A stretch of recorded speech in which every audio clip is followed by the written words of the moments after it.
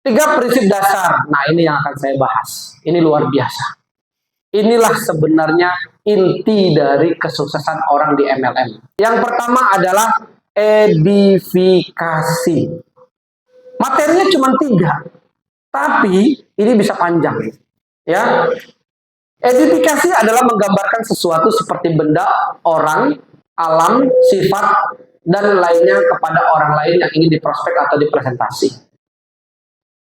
Anda tahu dokter? Tahu dokter? Tahu. Anda kalau sakit pergi kemana? Dokter. Anda udah pernah kenal orangnya? Tapi kenapa Anda percaya kesehatan ada di tangan mereka? Entah orangnya. Pernah dengar dokter malpraktek? Pernah dengar sampai mati? Kira-kira itu kerjaan siapa?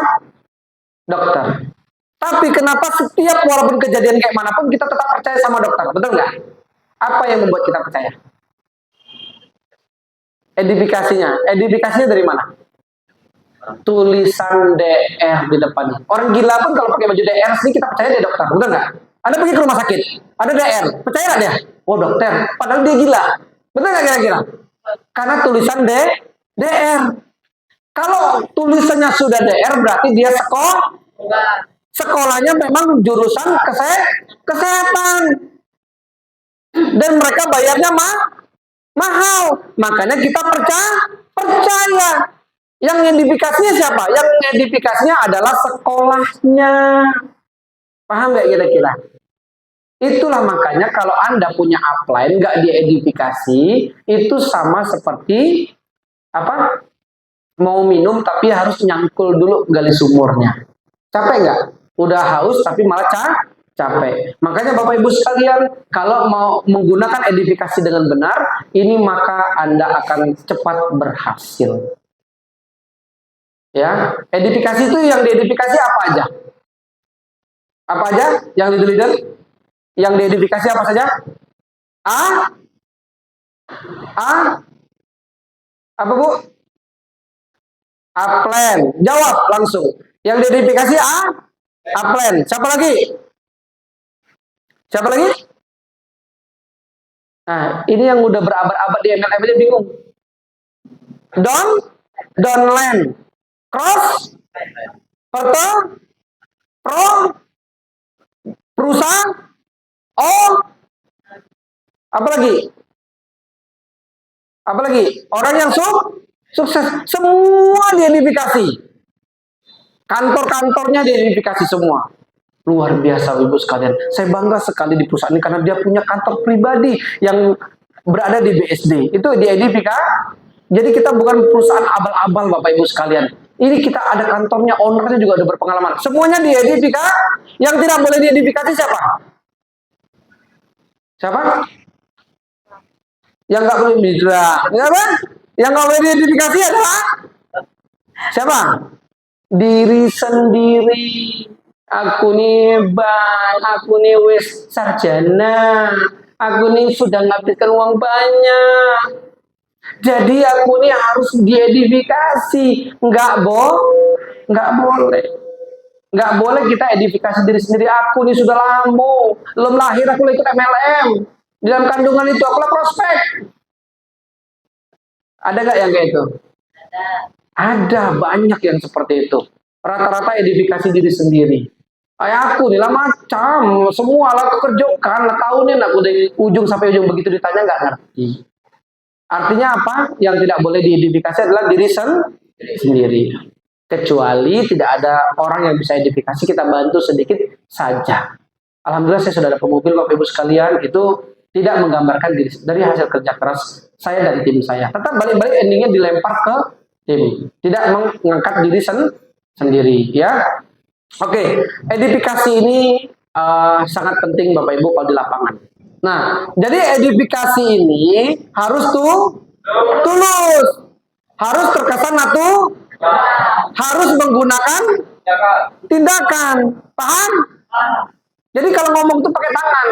Saya bangga sekali, gitu gak? Saya bangga sekali kepada upline. Itu udah tulus, oke? Harus terkesan jangan dilebih-lebihin, paham nggak? Ya, dia cantik banget, ya kan? Dia ganteng banget. Sekali ketemu, nauzubillah min dzalik. Ya, jadi jangan apa ya harus ya biasa aja. Kalau misalnya orangnya nggak begitu ganteng atau cantik, ya biasa ya beliau pokoknya orangnya punya kepemimpinan yang bagus banget, jujur orangnya begitu ya. Paham? Gitu ya. Oke, harus tulus ya, tidak boleh tertawa, harus seri, seolah-olah di sebelah Anda itu prospekan, paham? Jangan jangan jangan beguraunya dulu, nanti beguraunya, tapi ini serius, siap? Siap ya? Jadi begitu caranya, siap? Jadi edifikasi itu penting banget, harus ada tindakan, harus tuh ketika mengucapkan edifikasi harus terus dan semangat, harus semangat. Bapak, Ibu, saya punya mitra saya tuh luar biasa. Beliau tuh masih muda, tapi aduh, gila ilmunya gitu. Ya, itu edifikasi. Tapi baik Bapak Ibu, saya punya kawan, mitra luar biasa dan dia punya ilmu yang luar biasa. Enak nggak? Tapi kalau ada tekanan, saya bangga sekali sama mitra saya, namanya Bapak Dayat. Beliau itu semangatnya Bu, ngeri kalau Ibu ketemu Pak Dayat itu ngeri, pasti jadi Bu. Itulah edifikasi. Ibu kalau ketemu Pak Dayat luar biasa, nanti Ibu jadi. Kalau Ibu datang ke rumah Pak Dayat akan memberikan ilmu yang luar biasa kepada Ibu. Ibu akan mendapatkan ilmu yang luar biasa. Enak nggak? Ya. Intonasi orang beli kita itu beli emosi. Bukan beli produk Anda, bukan beli bisnis Anda. Mereka beli emosi. Paham? Jadi orang itu beli emosi, bukan beli produk dan bisnis Anda. Siap emosi kalau presentasi? Ya. Tapi bukan emosi yang berbeda. Kata Pak Sadi emosi belagu pula di situ bukan berantem, paham? Emosinya, wah luar biasa kayak Bu Rohani kalau ngomong juga padeknian kok, mah gitu. Mantap ya, siap? Jadi kalau ngomong tuh berapi-api, paham? Gitu. Nah, terus harus terkesan natural ketika kita mengedifikasi mentor atau berbicara harus natural, tidak boleh terkesan dibuat-buat, harus lantang dan tegas. Harus menggunakan tindakan edifikasi yang nilainya tinggi itu tindakan. Nah, tindakan ini bagaimana Bapak Ibu? Macam mana? Contoh, ini edifikasinya udah bagus nih. Bu, nanti ada konsultan kesehatan yang akan mengisi acara itu. Namanya Ibu Dini. Beliau adalah konsultan kesehatan yang terbaik saat ini di Sarlangun. Dan beliau akan mengisi acara di RT 02 Sarlangun ini. Nah, nanti dia akan datang. Tiba-tiba 1 jam kemudian datang. Nah, mantap nih ini. Ini apelen saya Pak. Itu orangnya. Itu boleh nggak gitu? Hancur sudah. Apa yang dia omong tadi hancur. Nah, nyoba manggil macam itu. Berarti aku manggil Hoi juga. Bener nggak? Sudah itu, aplennya sudah bawa banyak. Bawa ini. Oh, cepat nih Gibran. Mulai. Mantap nggak kira-kira? Beli nggak orang? Nggak beli. Dia ambil barangnya. Jangan suruh upline itu bawa barang sendiri. Kalau datang upline, gimana caranya? Contoh misalnya Bu Halimah sini, maju. Maju dulu Bu Halimah. Bu Halimah ini turun dari truk. Turun dari iya nganter orang maksudnya ya. Ya.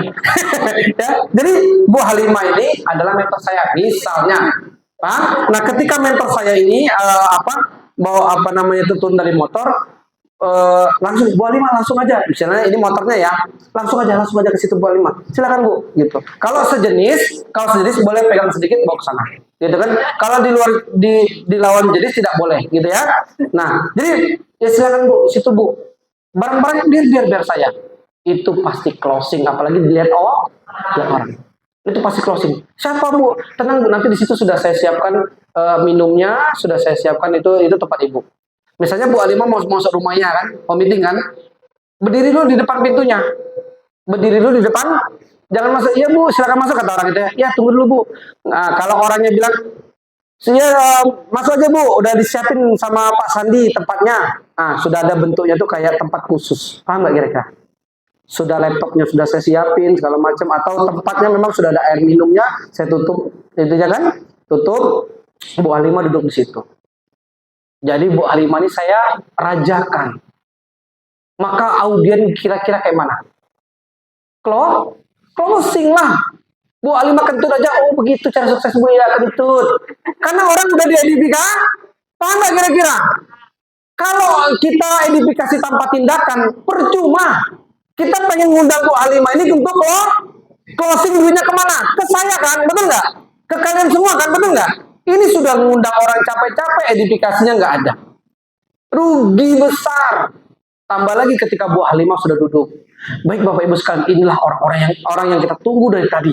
Ini spesial. Saya ngundang beliau ini dari setengah abad yang lalu. Beliau ada waktunya saat ini. Jangan setengah abad betulan ya. Nanti ini majasnya ya kan? Ya seolah-olah ya.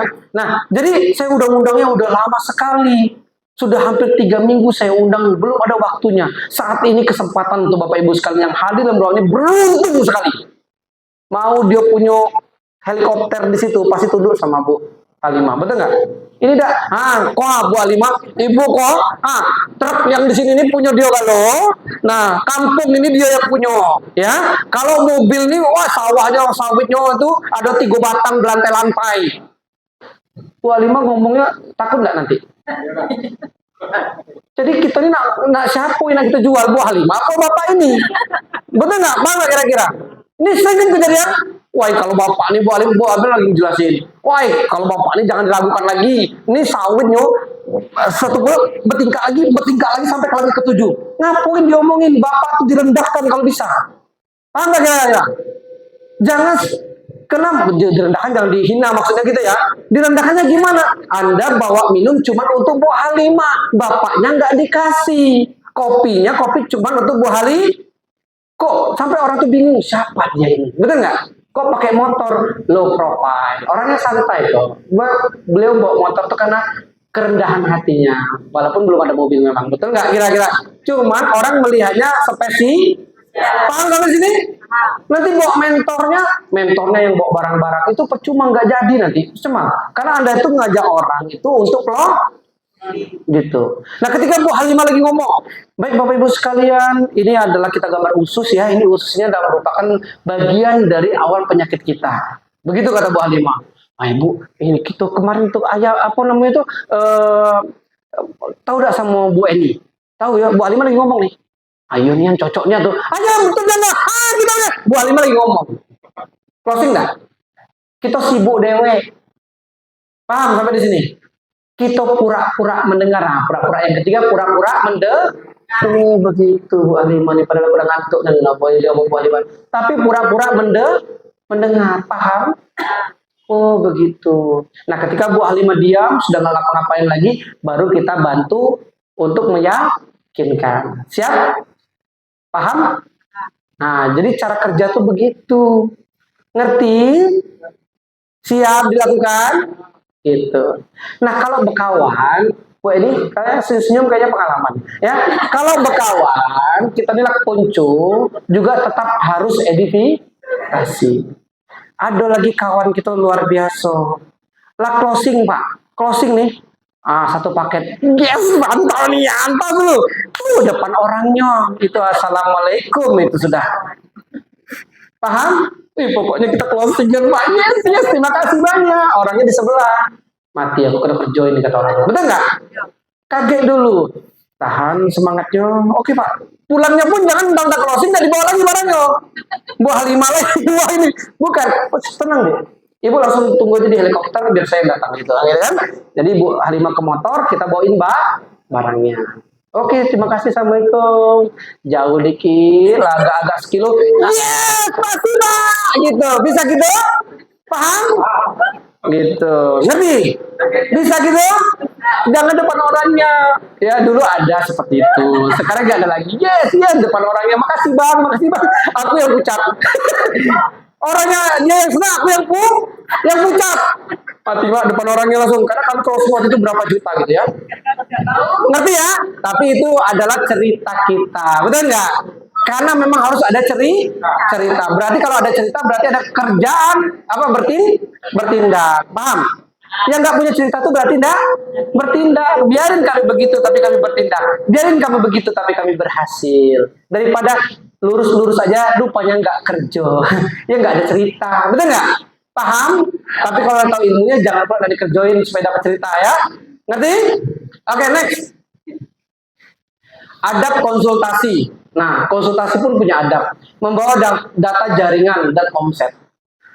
Ini datang ke mentor. Aku ini macam mana lah coach yo, pengen merubah hidup. Tapi aku ini bagaimana? Mana jaringannya? Enggak ada. Mana datanya? Oke, mana caranya? Terus kayak mana omset kiri dan kanannya macam mana jaringannya? Enggak. Kita ini mau konsultasi itu bawa data, paham nggak? Di rumah sudah buat Eniwati, sebelah sininya kalau saya bilang Nur Aini ada 2. Makanya ini Eniwati, Eniwanto.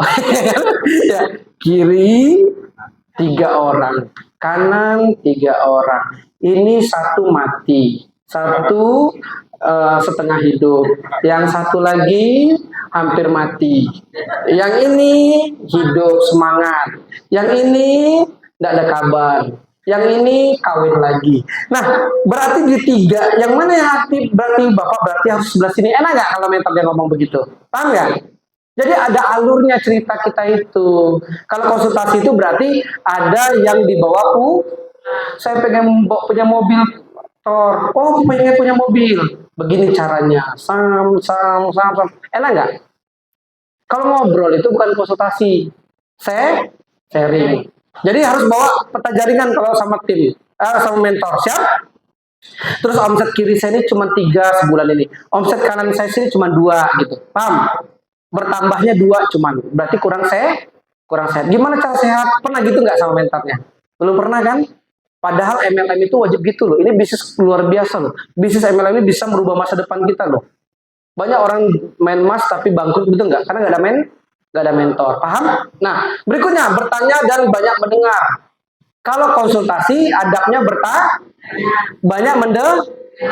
Jadi nih Pak Dayat, bisnis saya ini bagaimana ya Pak menurut Bapak? Karena kiri sudah seperti ini, pertumbuhannya ini, orangnya yang aktif cuma 3. Pak Dayat ngomong, jadi begini Pak Sandi ini harus melakukan gini. Jadi begini Pak, kalau macam itu kayaknya tidak cocok Pak kalau Bapak mau melakukan itu. Kita pula yang ngatur yang dikonsultasi. Paham? Itu tidak boleh. Diam aja dulu dengar. Oh, tapi saya belum nyambung Pak yang Bapak omong ini. Diam lagi. Paham nggak kira-kira? Oh, jadi saya harus begini Pak ya. Diam lagi. Itu cara adab berkonsultasi. Jangan palah mulut kita yang lebih banyak ngomong. Aku tahu yang Bapak omong nih, paham aku. Jangan begitu. Adabnya harus dengarkan. Nah, terus perhatikan mentor bicara. Pernah konsultasi? Ini konsultasi. Bu ini saya begini. Bu ini ngomong. Iya, pastor. Halo. Macam mana ini? Ini konsultasi. Ada adab nggak kayak itu? Nggak ada adab. Tapi ada nggak yang kayak itu? Ada. Kita ngomong dia main HP. Kayak HP itu lebih penting daripada dikonsultasikan. Padahal dia konsultasi mau merubah hidup. Ada mitra MLM yang seperti itu. Makanya Bapak Ibu sekalian, adab konsultasi, duduk, renungkan, nangis di depan mentor Anda. Aku mau merubah hidup, aku udah capek begini. Duduk sama mentor Anda. Peluk mereka. Mereka adalah konsultan Anda. Mereka adalah arsitek masa depan Anda. Peluk tapi yang sejenis. Jadi hati-hati. Kata Pak Sandi kan boleh peluk. Nah, karena mentor. Tapi yang Nah, itu enaknya Pak Sis kalau di sini ya, tapi sejenis ya. Pak Sis tadi semua boleh peluk tapi sejenis ya. Nah, berikutnya. Jujur dengan permasalahan jaringan dan target impian. Alhamdulillah lah Pak, lampu kembang lah Pak. Alhamdulillah Pak. Padahal mentor tahu. Jangan bohong. Jujur. Paham? Siap konsultasi? Siap konsultasi? Oke, berikutnya. No cross lining. Nah, ini penyakit nih. Inilah penyakit MLM yang sebenarnya banyak yang hancur. Cross-lining itu apa? Cross-lining adalah kegiatan yang berbahaya dalam membangun bisnis jaringan. Karena jika Anda bertemu dengan cross-line itu beda jaringan. Yang suka negatif, maka bisa dipastikan Anda tidak akan bertumbuh. Bahkan Anda bisa berhenti di bisnis ini. Ada yang macam itu? Ada? Ini saya contohnya nih, saya sama ibu ini beda jaringan misalnya. Bu, macam mana lah yo? Upline saya itu dia agak ada kudis di sini. Paham nggak kira-kira? Sudah itu, Nyu tuh kurang agak normal lah. Misalnya gitu dah. Ngomong sama crossline. Cocok nggak? Iyo, itu lama kau ngapa kau join sama dia? Pindah ke sini. Kau udah lurus kayak di situ tuh. Tak taunya begitu datang ke sini pindah betulan. Rupanya kudisnya di mana-mana. Tadi upline sini begitu beliau buka di mana-mana rupanya. Rupanya rumput tetangga tidak sehijau rumput kita. Betul nggak kira-kira? Jadi jangan tanya sama crossland, ngawur. Kalau mau nanya bisnis sama upline, kalau nggak cocok sama upline ngomong, plan nggak cocok. Menurut saya, karena bisa jadi nggak cocok Anda itu ya Andanya yang nggak pas sebenarnya. Paham nggak kira-kira? Jadi kita ngobrol kalau ada kurang, Pak Sandi, saya kurang cocok kayak ini cara konsepnya. Jadi gimana Pak? Ya saya begini. Kita duduk bareng-bareng, kita pecahkan. Betul nggak? Oke? Paham? Jadi hati-hati sama crossland. Apalagi crossland bilang begini, ngapain di situ? Nggak ada bertumbuh kalau sama dia, dibimbing sama dia itu. Nggak bakal bisa sukses kalau dibimbing sama dia. Begitu kata crossland. Nah begitu. Terus dia nggak ngajak sih. Nggak ngajak. Enak kita main ke rumahku duduk ngerumpi cewek ngerumpi cowok ngerumpi cewek gitu kan kerjaannya kan. Udah berbulan-bulan endingnya ada kerja nggak kerja. Tapi apa yang terjadi? Anda jadi down, betul nggak? Tiba-tiba crossland Anda tadi didatangin upline-nya terus semangat. Andanya down apa semangat? Andanya down, dianya balik lagi semangat. Dia sukses, Andanya hancur gara-gara sharing sama dia tadi. Makanya jangan coba-coba sharing sama beda leg. Paham? Bu Rohani tidak boleh konsultasi sama Bu Sulastri. Bu Sulastri tidak boleh konsultasi sama Dini. Dan sebaliknya itu tidak boleh. Kalau mau konsultasi ke kita. Karena yang tahu anaknya cuma orang tua. Jangan coba-coba nanya kita kakak beradik aja. Nanya sama kakak salah sasaran tuh. Betul nggak? Paham? Nah gitu. Nah berikutnya boleh bertanya namun hanya sebatas sharing. Boleh berkumpul namun berbicara kemajuan bisnis. Dilarang berbicara upline dan crossline. Cuman upline gitu tuh pembagiannya udah cocok nih ya, upline ngomong sama crossline. Downline sama downline aja nggak boleh, apalagi sama crossline. Udah cocok aku sama bapak tuh pembagiannya. Ya kalau cocok ngomong dong, Pak Dayat nggak cocok pembagiannya kayaknya kayak mana ya kurang paham nggak kira-kira?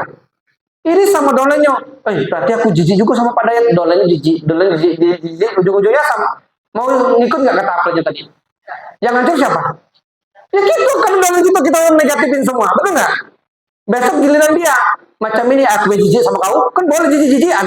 Paham nggak kira-kira? Ujung-ujungnya jalan nggak bisnisnya? Bisnisnya nggak jalan, karena saling jijik-jijikan, betul nggak kira-kira? Negatif, makanya kalau nggak cocok, pair dong, harus kesatria ngobrol sama upline-nya. Plan kayak kurang cocok, kira-kira apa ya? Apakah saya kurang nyambung, agak sedikit supaya tersinggung kan?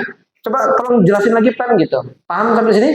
Ngerti? Jadi kalau kurang cocok bukan diam, bukan menggosip, tapi kita langsung duduk tanya atau WA. Oke?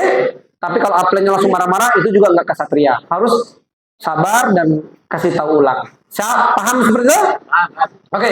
Terus lebih mesra dengan crossline daripada upline. Wah, ngerujak bareng, jalan-jalan bareng sama crossline-nya. Ujung-ujungnya udah jalan, betul nggak?